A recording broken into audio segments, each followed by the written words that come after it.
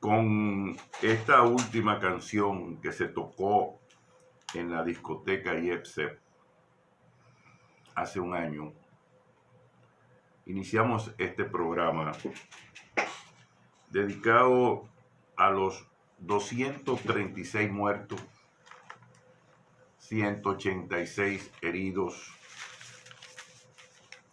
y más de 1.500 huérfanos entre hijos, padres, hermanos, familiares y vecinos fraternos. Con esto hemos querido establecer un grito de justicia y señalamientos precisos. Evidentemente que el informe de la periodista Alicia Ortega de Gasbún, dedicado a esta tragedia, ha conmovido al país entero. Y fuera de nuestras latitudes, ya que esta tragedia, después de la caída del avión de Río Verde con el equipo de béisbol, ha apesadumbrado a la nación dominicana y al país y a muchos países en el extranjero que también perdieron en esa discoteca sus hijos, sus familiares en dicha tragedia. Se trata de un triste acontecimiento, indignante, cruel y superlativamente doloroso e irreversible lo ocurrido en la discoteca Yepsep. Decía el obispo encargado de la curia, el obispo Cruz, que la justicia ha sido muy lenta y por demás ineficiente y falta de igualdad.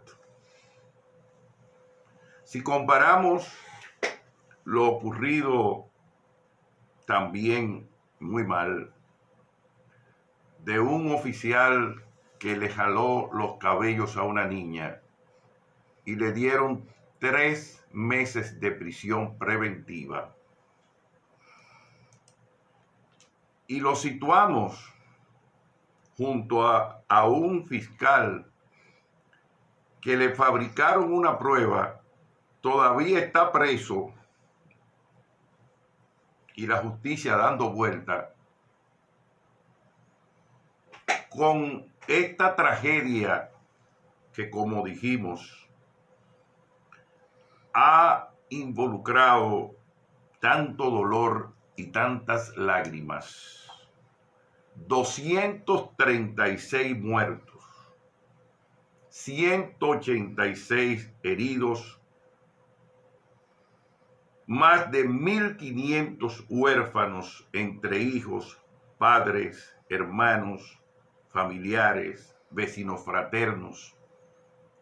Y sobre todo, esa expresión de esa niña con una pierna destrozada, pidiendo justicia en la misa de recuerdo de la tragedia en esa zona cero que le hemos llamado, a donde quedó la discoteca Yepsep. Eso no tiene parangón y es un grito de justicia y un señalamiento preciso. Dije en este programa y lo vuelvo a sostener, que el gobierno presidido por el presidente Luis Abinader no supo guardar distancia de este hecho imborrable, de graves repercusiones sociales y políticas, y que además tendrá consecuencias. Y es la hora que el Ministerio Público anda dando vueltas y haciendo parecer lo que no hizo al principio, y sobre todo no medir con la misma regla sus actuaciones dentro de la persecución de un crimen de omisión impropia tan horrendo como ha sucedido en este caso. Eso tendrá en el futuro y en la conciencia de quienes se prestaron a la simulación, de quienes se prestaron a seguir en el juego del feudalismo judicial y la justicia empresarial al servicio de los empresarios, tendrá sus consecuencias. Porque ahí murió mucha gente jodida que estaba gozando junto a muchos ricos, donde se coaligaban, donde se juntaban y como buenos dominicanos se igualaban en el baile y en el buen comportamiento y el buen momento de disfrutar como buenos dominicanos, junto a extranjeros que también estuvieron allí. Indudablemente que los testimonios en este año que ha dado el ingeniero Eduardo Estrella, que perdió a su hijo y la esposa de su hijo, es como para tomarlo en cuenta en la conciencia. Ojalá que la justicia divina haga su trabajo, porque indudablemente en este año la justicia de los hombres y mujeres que dirigen el poder judicial no ha servido para nada. Y a mí me dio mucha pena y lástima que el poder judicial se atreva a hacer reuniones y concurran gentes que no deberían estar ahí en esa complicidad de una justicia empresarial, de una justicia feudal, de una justicia que se ha convertido en una pamplina en esta sociedad. Y los políticos tienen que guardar distancia y no comprometerse con estas estructuras judiciales fallidas. Fallidas. Totalmente fallidas e irresponsables. Y el caso del JETSEP es un cuestionamiento al sistema penal dominicano y a las maromas, a los acuerdos de aposento y a la hipocresía que existe en la justicia. ¡Carajo! No nos vamos a quedar callados, pero tampoco vamos a ser cómplices de omisión impropia ante el desastre, ante el mal manejo, ante la simulación y la hipocresía de no hacer justicia En el caso de Yesset, quisiera terminar diciendo de esta tragedia que este programa, La Voz del Comité Francisco del Rosario Sánchez, rechaza la posición de participación ciudadana y del licenciado Francisco Álvarez, Pancho Álvarez, sobre que el caso Yesset se ha resuelto mediante acuerdos. El caso Yesset tiene que ser sancionado. Y es otra opinión errática en medio del dolor de participación ciudadana. ¿Cómo es posible que quieran sugerir un penal abreviado y arreglar la tristeza enorme que este pueblo tiene? Me imagino que esa es la opinión personal del doctor Francisco Álvarez, de Participación Ciudadana en su calidad de presidente, y no la opinión de ese conglomerado donde muchos de los contribuyentes de Participación Ciudadana perdieron sus hijos, carajo. Guarden distancia. Guarden distancia del dolor que tiene este pueblo.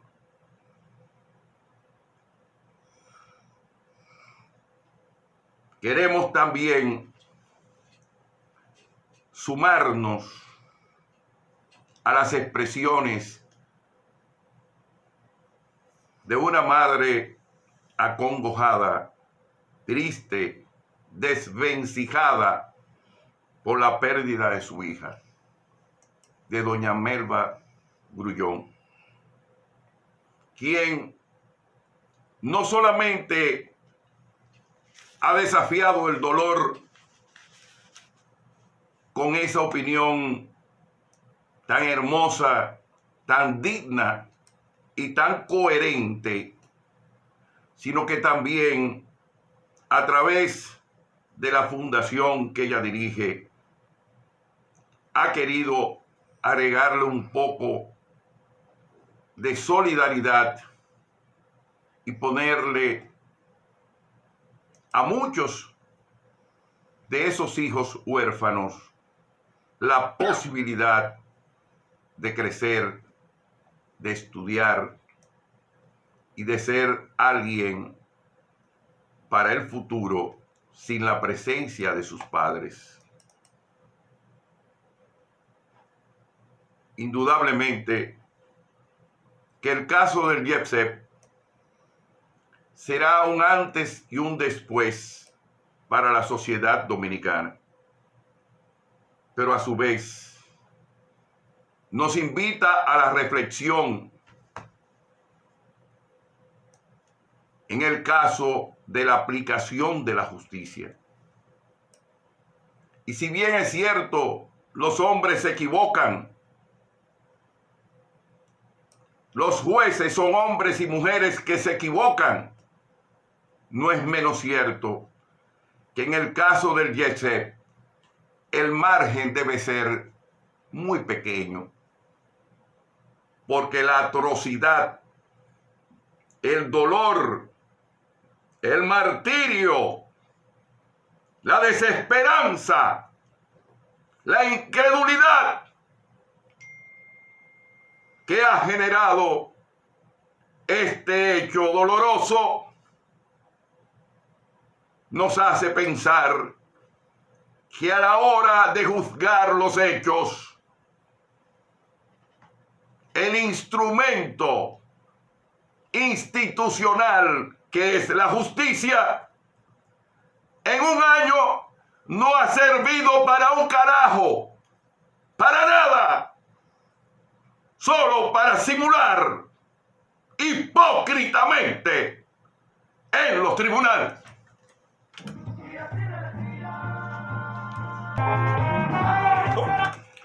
En otro otro orden de ideas y muy importante ha sido el derrumbe, las lluvias intensas y, como dice el director de la CAS, Felipe Suberví,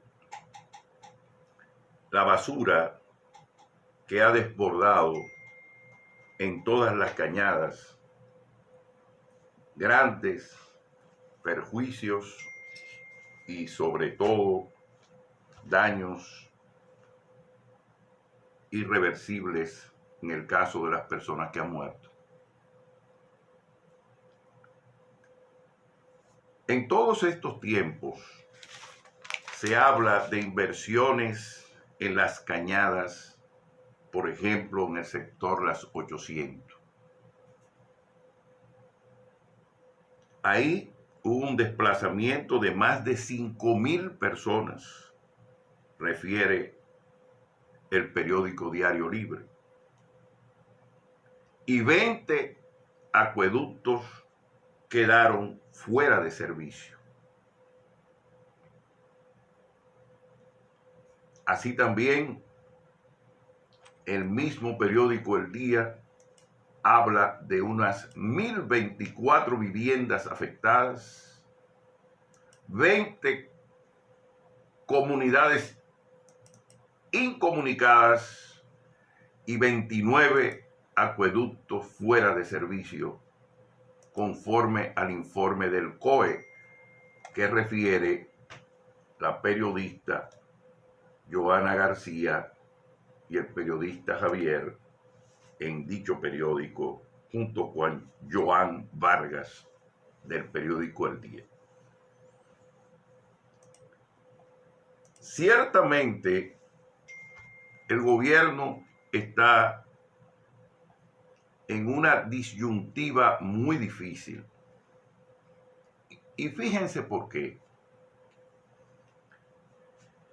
Recuerdo adolescente cuando el sector que hoy es Honduras estaba lleno de casas desvencijadas y mucha gente en bienes nacionales había hasta adquirido pedazos de ese sector. El gobierno del presidente Balaguer, sin coger préstamos, decidió transformar Honduras.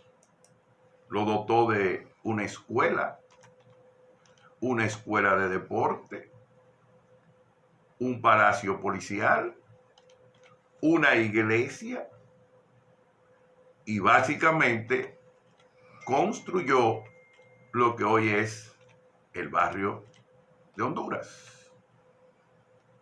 Incluso comunicó la avenida Italia con lo que hoy es el Mirador del Sur, por donde subimos y bajamos todos, hacia la avenida Independencia o hacia la Nacaona.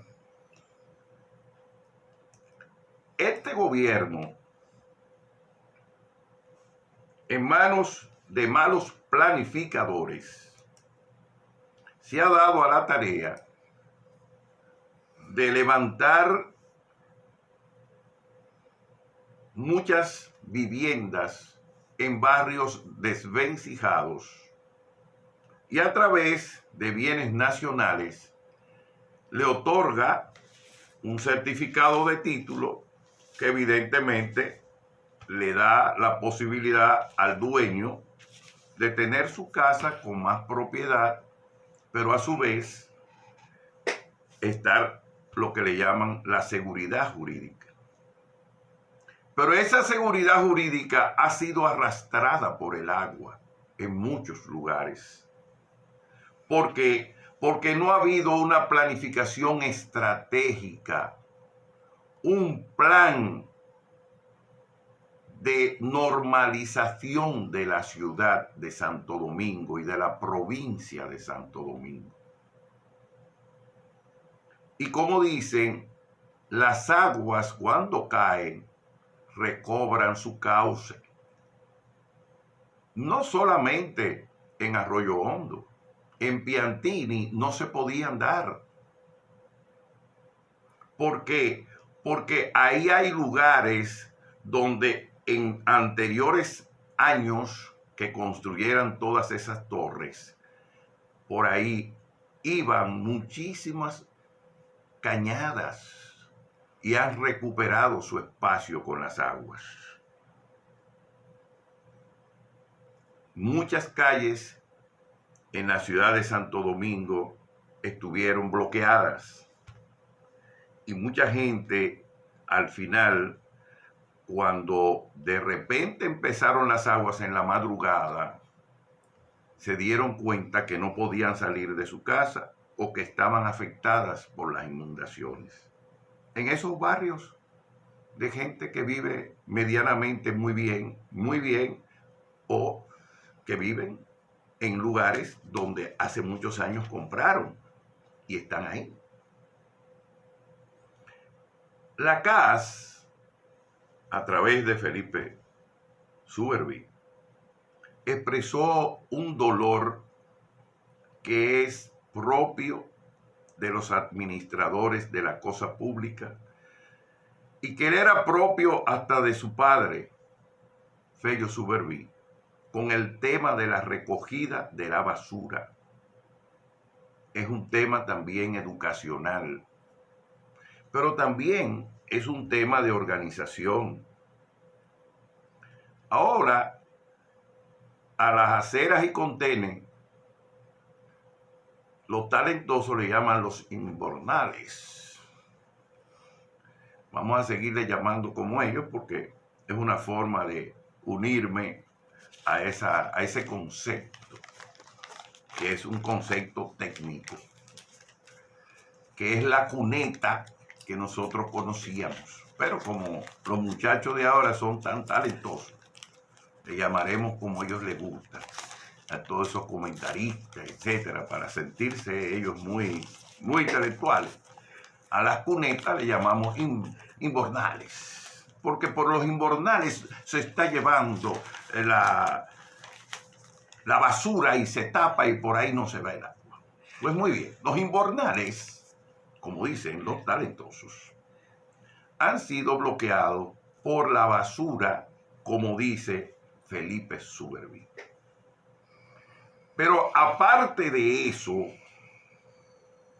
recordemos los que vivimos en la capital, que cuando el presidente Balaguer hizo el Millón, el barrio El Millón, en las esquinas de las calles Núñez de Cáceres con Gustavo Mejía Ricard, anteriormente 18, en esa esquina donde hoy hay un parque muy hermoso, ahí era que se registraban todas las aguas de ese lugar. Y tuvo el presidente Leonel Fernández, ante la precipitación de tantas aguas, que ordenarle a sus funcionarios viabilizar esa agua para que la misma transitara, corriera, se fuera por la cuneta hacia el mar, por los invernales, hacia el mar. Parecería que el gobierno necesita de esa planificación. Y este derrumbe en Arroyo Hondo, que originó unos 5,000 desplazamientos, y este desborde en el sector Las 800, y todo ese dinero que se ha gastado en Guajimía, que no sabemos en qué carajo lo fueron gastando, donde hay más de 30 kilómetros pendientes de terminar ese proyecto, por fin lo terminen. Que es un proyecto que quizás no lo hace este gobierno, pero todos los gobiernos tienen que seguir el mismo ejemplo de infraestructura para satisfacer a una sociedad que necesita respuesta ante este tipo de fenómeno atmosférico. Pero si bien es cierto, aquí fue eso, en el interior también hubo dificultades.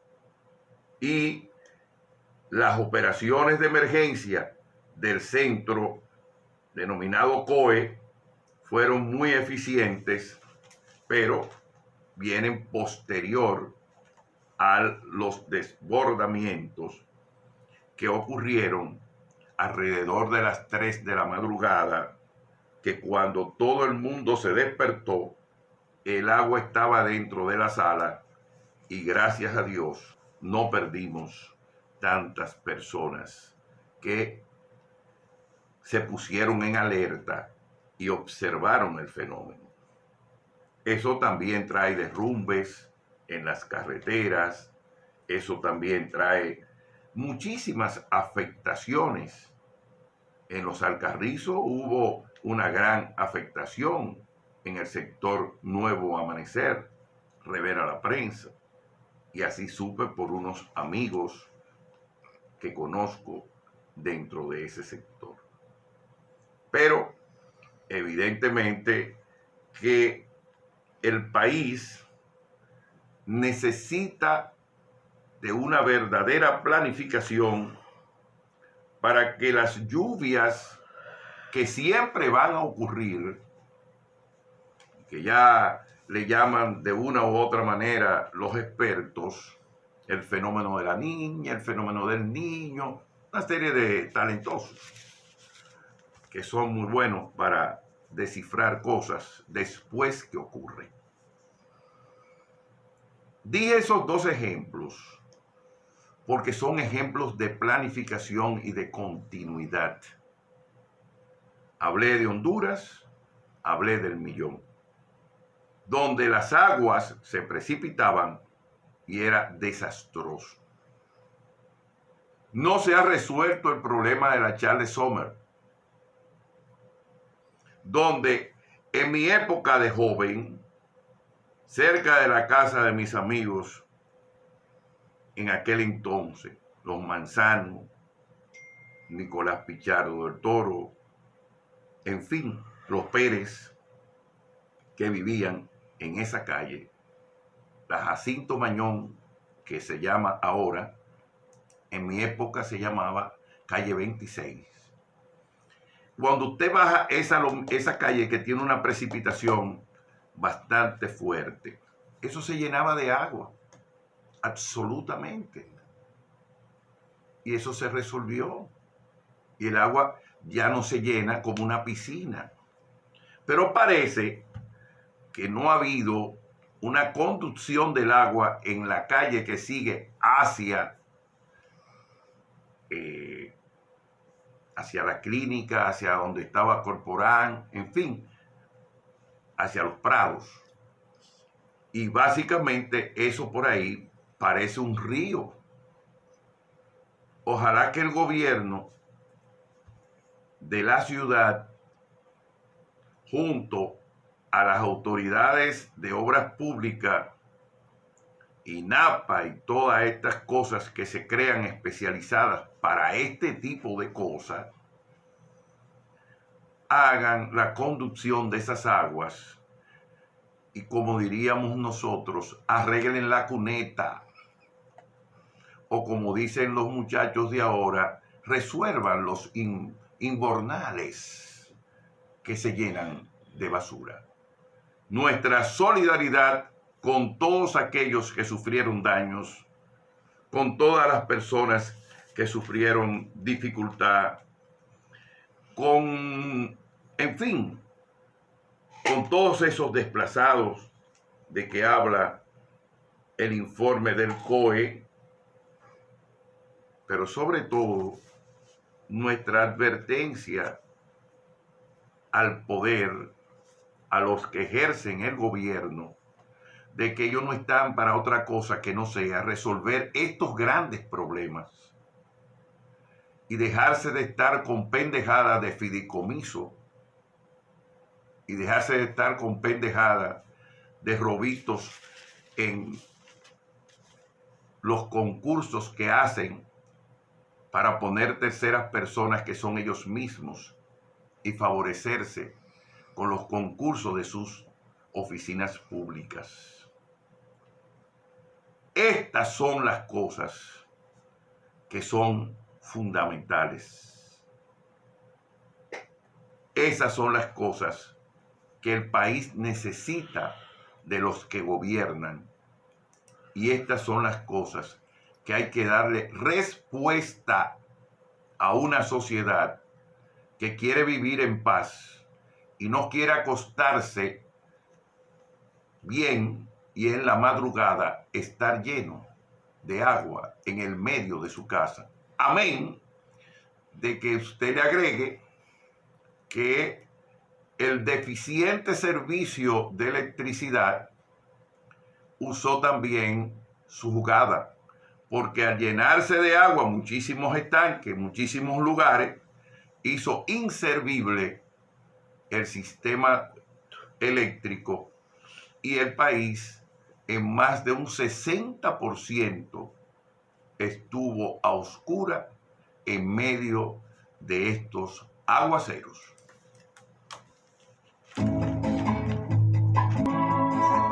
Pasa la esperanza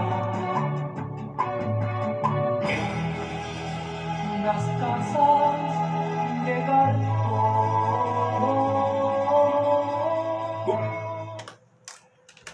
Hemos leído un comentario del licenciado Pelegrín Castillo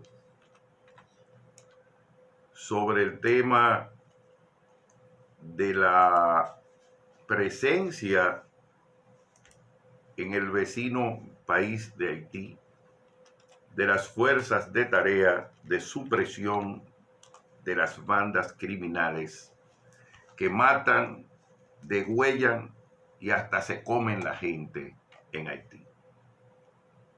Hay quienes no les gusta que digan eso, pero es por eso que los dominicanos no queremos ser haitianos, porque no queremos el salvajismo que hay de aquel lado.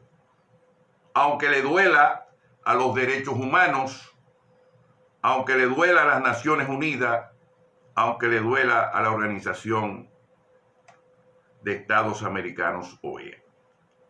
Y sobre todo a las organizaciones no gubernamentales como Participación Ciudadana y su red de organizaciones satélites que reciben fondos internacionales para tratar de mediar en el tema de los haitianos dentro y fuera de nuestro territorio.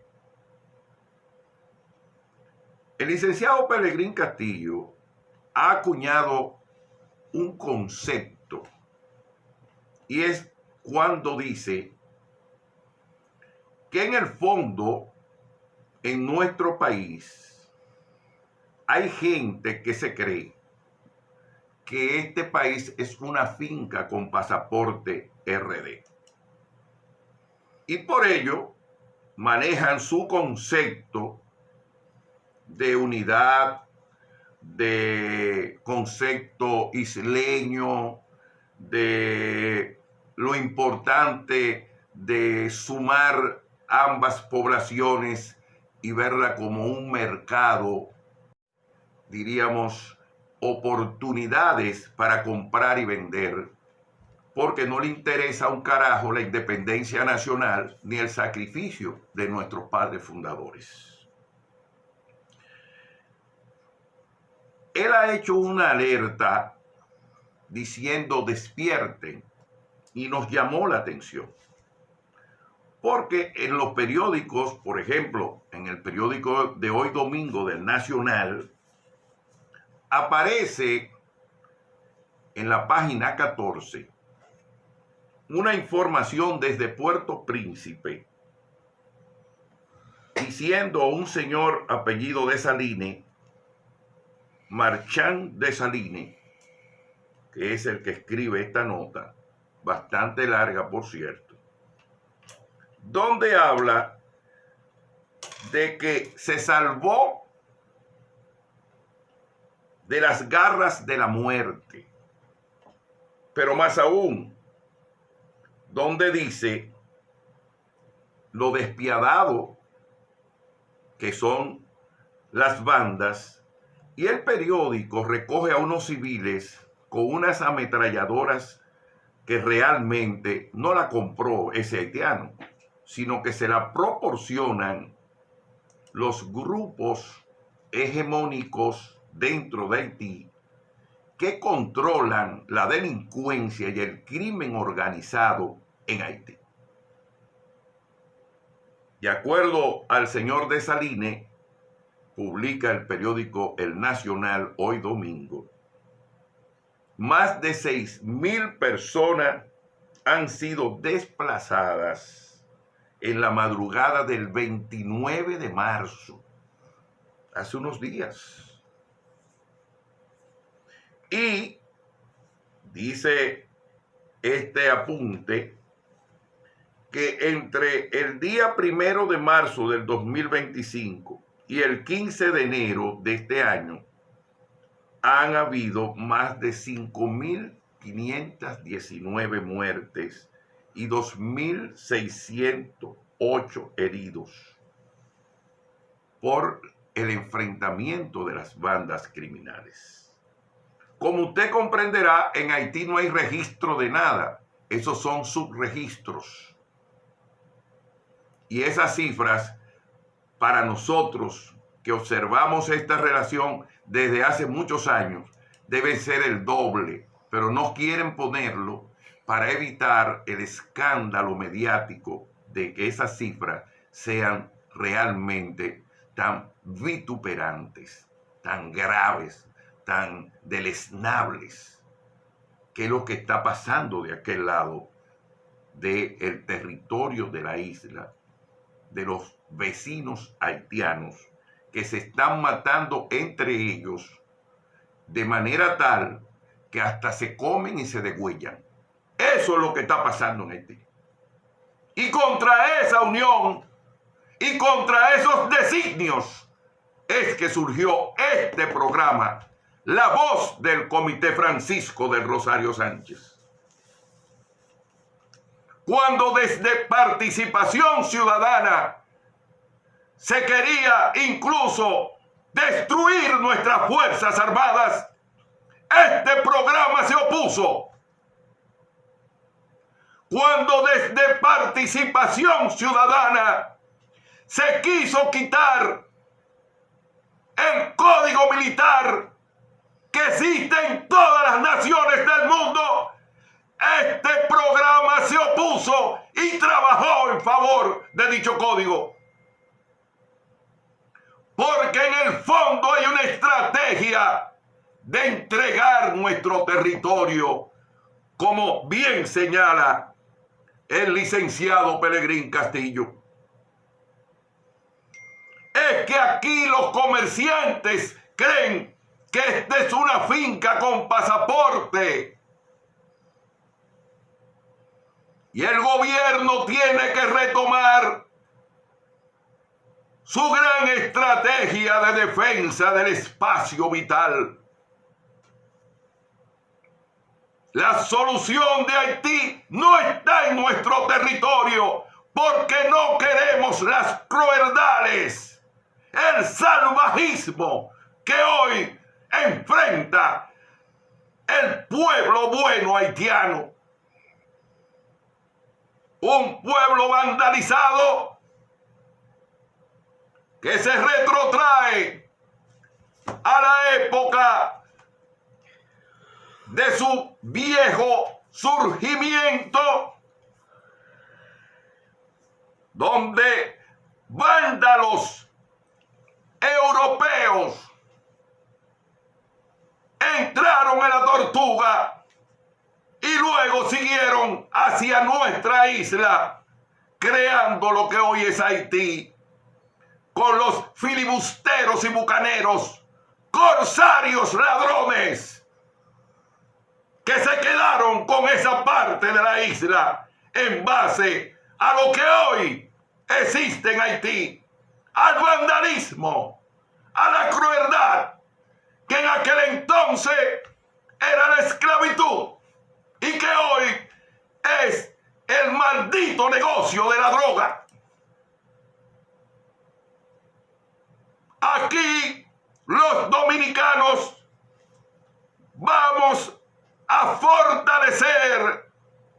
nuestro espacio vital.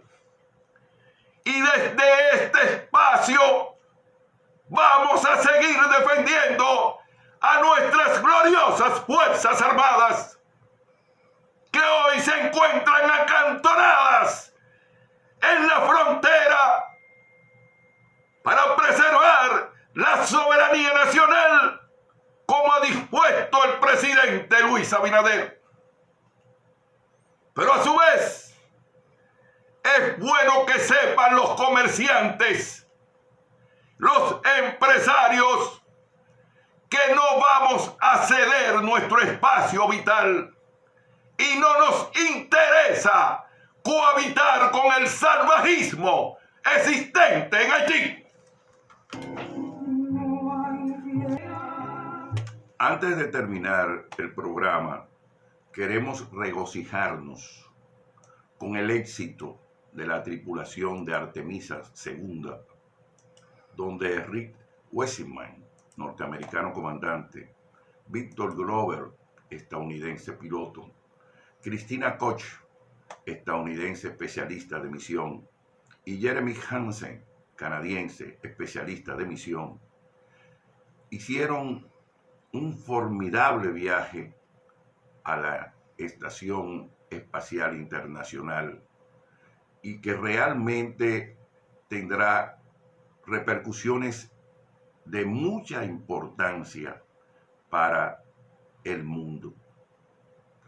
Ese primer viaje tripulado del proyecto Apolo, ahora 50 años después, ha tenido una gran repercusión, ya que pudieron fotografiar la Luna por el lado adverso o el anverso, diríamos, por la parte de atrás, como dicen, y desde allí han habido expresiones extraordinarias de mucha, diríamos, explicación científica, pero que además tendrán un resultado extraordinario en nuestra humanidad.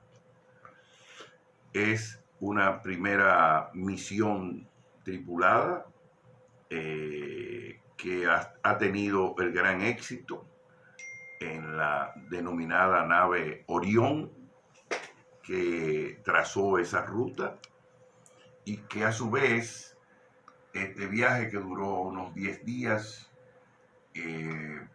ha podido probar una nueva tecnología para evaluar la vida en el espacio profundo, para verificar la seguridad del funcionamiento térmico en el regreso de los aeronautas que regresaron acá en las costas de San Francisco de California, frente a San Diego, según las informaciones que hemos visto, y que a su vez permitirá avanzar aún más en ese proyecto de que el hombre pueda seguir poseyendo habilidades científicas que no lo da solamente el aspecto de la inteligencia artificial, sino que lo da la ciencia, que